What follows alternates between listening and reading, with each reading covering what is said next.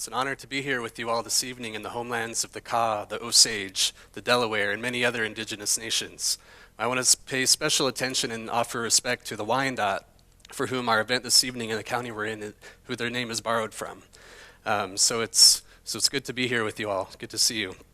I'm going to talk to you all this evening about the confluence of traditional and contemporary ideas and ways that we engage with the world. And I figured this is a pretty good time to do that, being that we're at the convergence of seasons, and also since we're here at the convergence of the Kansas and the Missouri rivers, just a few miles down the road here.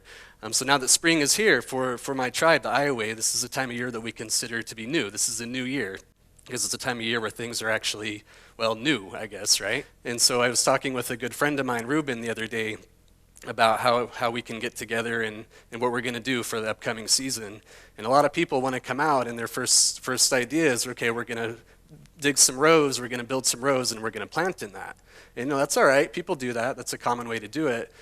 But the way Ruben explained it is that corn is a social being, and it likes to be in mounds, because when you're together in clusters, you're much stronger, you're more resilient than when you're lined up single file. You're more easy to get knocked down if you're not standing together strongly like that. And so he said another reason why is because corn, since they're social, they like to be able to whisper and talk smack about the corn on the hill over from them too. And so I kind of like that imagery. And so for us, our original homelands are comprised in what's now the state of Iowa, then the northern half of Missouri. So basically west of the Mississippi River, north of the Missouri. And so that's where we were up until about the early 1800s, when we were relocated to what's the area that's now right around St. Joe and in the Kansas City airport was our original reservation. And shortly after that, we were relocated to the other side of the Kansas River, or the Missouri River, where we now reside today. And so as you can see in some of these images, it's not necessarily what people think of when you're thinking of Kansas, right? It's very hilly, it's lush, there's all these bluffs and riparian areas full of different diverse wild foods. And so some of the first European immigrants who were coming up the river on their journey westward took note in their journals about all the different wild plums and cherries and grapes and hazelnuts and all these things that were growing in abundance. And so for us, those were our first community gardens, right? And that was before the term community garden was even necessary, because the underlying assumption was that everything was for the community, and we didn't have to clarify in the way that we often do now. And so part of the reason for that is because we had, shortly after our relocation, there was a mission set up. It was known as the Ioway Sac and Fox Mission for the Presbyterian Church that set it up. And one of their core functions was operating under the same premise that a lot of the boarding schools of that era did, which was kill the Indian to save the man. That's an actual quote, if you're not familiar with that. And so what that meant was ingraining Western ideologies into indigenous peoples as a way to civilize us and rescue us from our savage ways, right? And so part of that meant that when we were growing our fields and going off for fall hunts, that just wasn't compatible with what they had in mind for us. And so we had these schools set up that taught us to plant in rows, taught us to sit in rows, and anything that deviated from that was often punished. And so that was one of the main impacts that happened, is it impacted our food supply. But maybe more importantly is it instilled the idea of individuality and private ownership over collectivism and working together. And so that's something that we still see impacts from today. And so now when you look at our landscape now, like many areas in the Midwest, this is what you're more likely to see. Large monocrops of corn, but not the type of corn we're used to, not planted in the way we're used to. And rather than providing cultural and spiritual nourishment for our people, as other varieties do, this is primarily used for economic nourishment, economic health, with little to no consideration given to the environment and the impacts it's having on environmental health. Contrast that with these images from some friends of mine in northern Arizona at the base of the San Francisco Peaks outside of Flagstaff. So we would get together every summer for about 6 years when I lived there, and we would plant together. And again, it wasn't that idea of we were really excited about the niacin that was in the squash, right? It was more about, because I don't really know exactly what that means. I'm sure it's great. I'm glad that I ingest it sometimes. But more importantly, it was about reconnecting with each other and being in that sacred place under that mountain and using those foods that our ancestors had been using since time immemorial. And so that was the type of nourishment that we were looking for, in addition to getting some good meals out of the deal too. And again, economics wasn't a priority. There were some cases where after our immediate needs were met, then we would go ahead and sell some things at a local market. But it was never acceptable for us to sell our corn.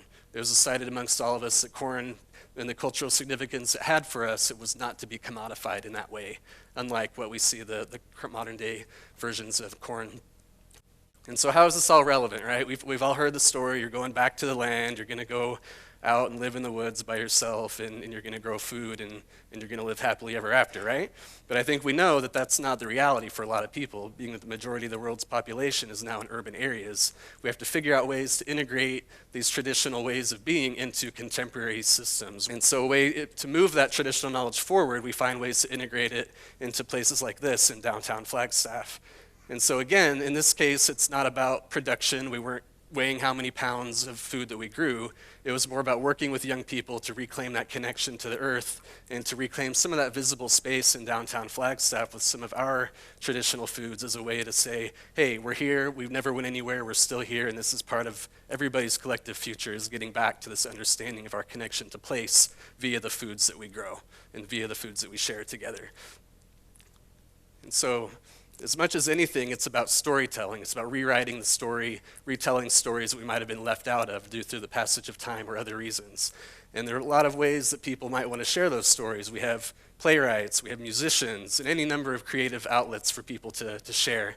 But another thing that we would do is we like to do community murals, as that was a very good way to illustrate histories and stories that might not otherwise be told.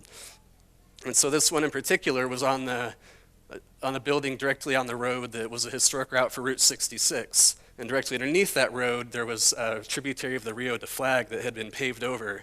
And so our jumping off point for telling this story was just the concept of what flows beneath. So literally we had the Rio flowing underneath, but then what else was underneath? What other stories about the people, the animals, the plants had been forgotten, either just due to the passage of time or in some cases deliberately suppressed because they didn't go along with the dominant narrative of the time and the place. And so we worked together to retell that story, to recreate that vision for the future. But in order to do that, we had to understand the past and find things that were relevant from then that we could bring forward full circle into the now. And so you can see in this image on the far right, there's a road being peeled back to reveal the corn, the people, the water, the animals who had been there before. And there's also different plants that are busting through the pavement as a way to reclaim their rightful space in these contemporary urban landscapes. And so again, why is this important? Why is this important to talk about reintegration of traditional things? And then, just like I mentioned with the boarding schools, they taught us to plant corn in rows. They also taught us to think in rows too. And so you often hear like, oh, you can't go backwards. This is modern times. You can't go back, right? You can't go back to the Stone Age or whatever you want to call it. But it's only that way if you're imposing a Western linear worldview onto the world you're living in. Whereas the spring, we understand everything comes back around in full cycle, right? We know it's springtime. This is the beginning of another cycle, another time around. And so the same thing goes with our knowledge systems and traditional societies as well, where we understand that the world works in circles. And so we're going to pick up things along the way, but we're always going to come back to that beginning point and that understanding of who we are and what we're grounded in. And so that's something that I just suggest to all of you is no matter where you're from, there are native people to where you are from and where you live right now. And if you don't know who they are, then you need to find out. Because at some point, it's going to be relevant. The way the world is right now, there's a lot of shifts, a lot of changes. And as much as we need new technologies and other things like that, I would say more importantly, we need those traditional ways of understanding to make sure that we don't forget what we're grounded in. And so for me, like that, I didn't really know why exactly I was doing all these food projects. Like I knew it was cool, I knew it was fun, I knew I liked to be out with my friends, but it wasn't until about 2.5 years ago, we're halfway through our growing season, I had to leave abruptly to come back here to Kansas because we found a lemon-sized tumor up here in my head. And so at that point, it all made sense. I'd been spending, at that point, about 13 years relearning about traditional medicines and foods and being healthy and being connected to my community of friends. And so at this time is when I needed that most. So I was fortunate to have put that effort into relearning and reconnecting with my community and with my people so that when it came time to undergo this treatment, I had that foundation to help me through my healing process. And I also had this guy to help me out too. I don't know who that weird guy is holding it, but I think the squash looks pretty good. And so as part of my healing protocol, I've had to strike a balance between never before really being appreciative of Western medicine and kind of, in a way, going away from it, not so much as taking ibuprofen or Tylenol for years, but after I laid on the table for 8 hours and found out that due to Western medicine they could remove a tumor out of my head, I had a pretty new respect for it.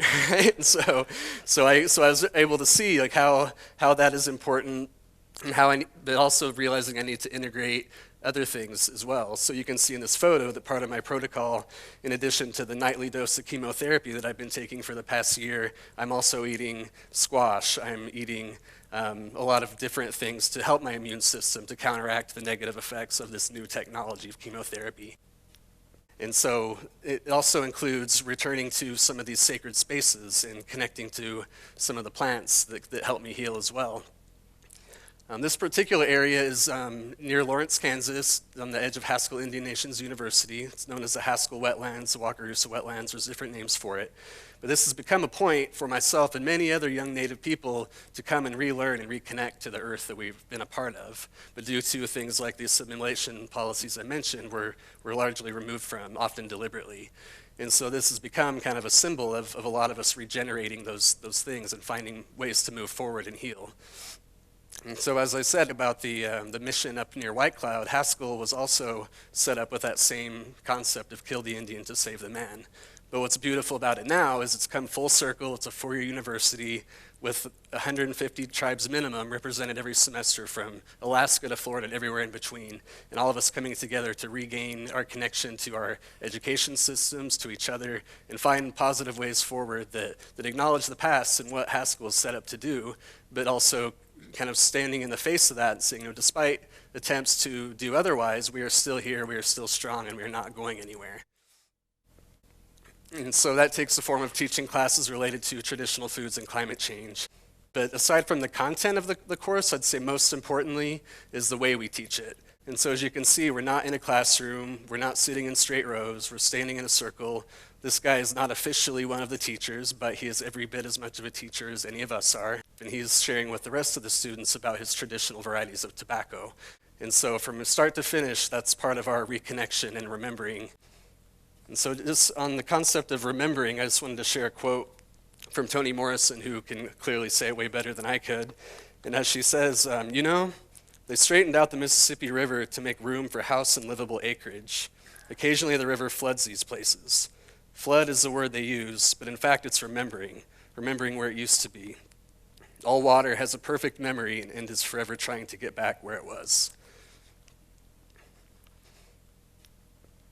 And so each and every one of us in here, and each and every one of our communities is also a confluence of many different things, right? And that can be a very frightening thing because we don't always know which path to take, but it's also where lies all the innovation, where we can come together and pull things from these different elements of our confluence. And so I think as we're moving forward, that's something I would just challenge everybody to do, is think about what those confluences are and understand that you have to think again in circles, and you don't have to abandon things from the past and think of them as antiquated, as long as you're thinking about the world as the world truly is, which is in a cycle. And so it's okay to abandon some things that didn't work, but there's some things you're going to want to keep and move forward in terms of making your community stronger into the future. And so I was planting corn, remembering last year how I planted in straight rows, because it was my first time planting up in White Cloud. And one morning I went, and all the corn had fallen down, it had blown down. And so at that point I knew that what I should have done was gone with my heart and what my elders had told me, which was to plant it in clusters, because again, that's where we're the strongest, right? And so in getting ready to plant again, I have two choices. I can not learn from my mistake, I can continue just doing things and not learn from anything that's happened in the past, or the other option is to consider all the things I've learned, both from my experiences last year and all of the knowledge that's been shared with me, to make sure that we move forward in a positive way. Anway P. Ramani Tahoe.